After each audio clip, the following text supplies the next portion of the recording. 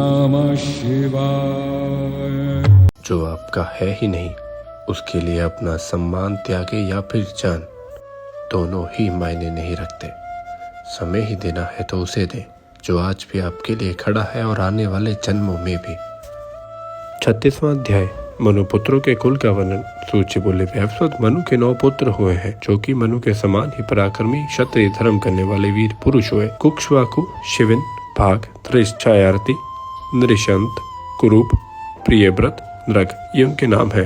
मनु जी के पहले कोई संतान नहीं थी। फिर पुत्रेष्ठ यज्ञ करने पर इनको इला नाम की रूपवती कन्या हुई जिसे ईड़ा भी कहा जाता है। उसे देखकर मनु ने कहा, तू यहाँ मत आ। ईड़ा बोली, हे बोलने में श्रेष्ठ उत्तम, मैं तो प्रजापति मित्रा वरुण के अंश से पैदा होकर यहाँ आई हूँ, किंतु अब मैं वहीं जा रही हूँ। तब मैं मित्र वरुण के पास पहुंचकर हाथ जोड़कर बोली, हे मुनिवरों, मैं मनु के यज्ञ में आपके ही अंश से पैदा हुई हूँ, आपके पास आ गई हूँ, मुझे क्या आज्ञा है, मैं क्या करूँ।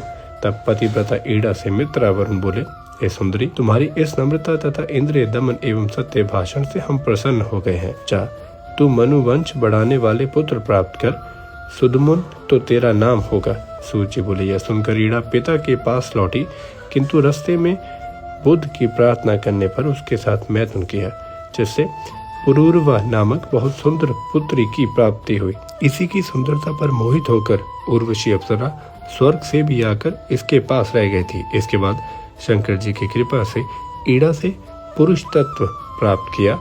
इस सुदमुन के परम धर्मात्मा 3 पुत्र पैदा हुए, उत्कल, गए एवं पिंताशत। उत्कल से उत्कल देश के ब्राह्मण हुए, पिंताशत से पश्चिम देश के ब्राह्मण हुए। आनति का पुत्र रैम्य हुआ जो रैम्य नाम से प्रसिद्ध था।